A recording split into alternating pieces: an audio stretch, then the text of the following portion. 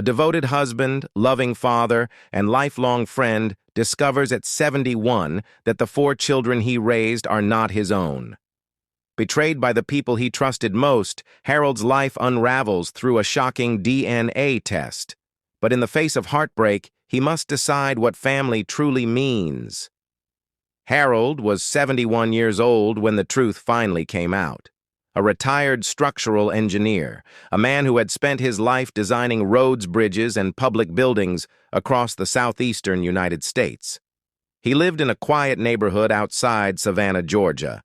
Tree-lined streets, front porches, neighbors who waved every morning.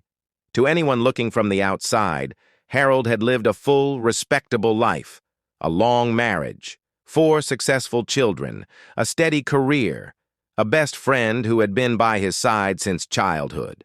But all of it was built on a lie that lasted more than 4 decades.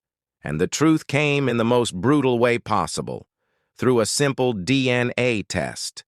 Harold grew up in Savannah back when the city still felt like a large town. Everyone knew everyone. His father worked as a stonemason. His mother sewed clothes for families in the neighborhood.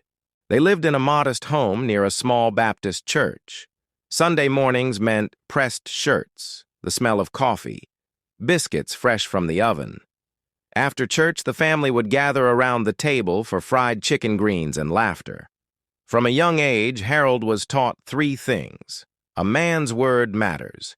Friendship is sacred. Family is everything. He believed those lessons with his entire heart. When Harold was 8 years old, he met a boy named Robert Hayes. Robert lived a few houses down in a pale blue home with a huge oak tree in the yard. They met playing marbles in the dirt road. From that day on, they were inseparable. They fished in creeks, played football in empty lots, shared lunches at school, protected each other from bullies. Robert was not just a friend, he was a brother. If someone had told Harold that this boy would one day destroy his life, he would have laughed. Some betrayals are impossible to imagine until they happen. Harold was serious about his studies. He had a natural gift for measurements design and patience. His father pushed him to go further than he ever had. Harold studied engineering at a state university, graduated with honors. The day he walked across the stage, his father cried. Robert was there clapping louder than anyone. After college, Harold joined a construction firm working on highways and infrastructure projects. The job paid well but required long travel, weeks away, short visits home, then gone again. Harold accepted it because he had dreams, a wife, children, a stable future. That was when Robert came to him with news. One evening, Robert invited Harold for a drink at a small tavern near the town square. There was music in the background, the smell of fried food. Robert seemed nervous. He finally said he had met a woman. Her name was Linda Parker, and he thought Harold should meet her too. Harold did not know that moment was the beginning of a 40-year deception. When Harold met Linda, he was immediately taken by her. She was soft-spoken, charming, and warm. She made people feel comfortable instantly. What Harold did not know was that Linda and Robert already had a history that would be hidden from him for decades. They started dating quickly. Linda praised Harold's ambition, spoke of family and children, painted a picture of a future together. Harold fell deeply in love. Robert was always around. At dinners, family gatherings, Sunday lunches, no one questioned it. He was the friend who introduced them. There were signs, small ones, moments Harold ignored. One afternoon, Harold arrived to pick Linda up and found Robert already sitting on her porch. They both looked startled when they saw him. They laughed it off.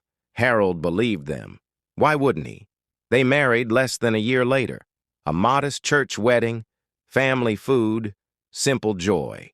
Robert stood beside Harold as best man. Soon after the wedding, Harold left for a month-long project. He worried about leaving Linda alone. Robert offered to help, to check in, to fix things around the house.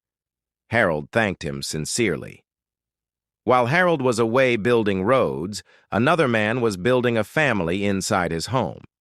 When Harold returned, everything looked perfect. Clean house, warm meals, smiles. Robert visited often. They shared drinks, talked about life. Linda became pregnant. Harold was overjoyed. During the pregnancy, Harold traveled again. Robert drove Linda to appointments, handled groceries, repairs. Harold believed he was blessed with an incredible friend. The first child, Ethan, was born. Harold cried, holding the baby. Robert was one of the first visitors. His expression lingered longer than it should have. Then came the second child, Marcus. Then a daughter, Emily. Then the youngest, Lucas. 4 children. Harold loved more than his own life. He worked harder than ever, paid for schools, clothes, medical care, vacations. One thing quietly haunted him. None of the children looked like him. He joked about it. Linda brushed it off. Robert stayed close, went to games, school events, helped with homework. He was present in moments Harold missed, because he was not just a friend. He was the biological father. Years passed. Whispers happened. Comments were made. Even Harold's father once noticed the resemblance between the children and Robert. Harold ignored it. It hurt less to believe a lie. One day, a casual medical test required DNA comparisons. One test led to another. The results came back. None of the 4 children shared Harold's DNA. All 4 shared the same biological father, Robert Hayes, the man Harold trusted most. The betrayal shattered everything. But the story does not end there, because love is not defined by blood alone. Harold chose his children.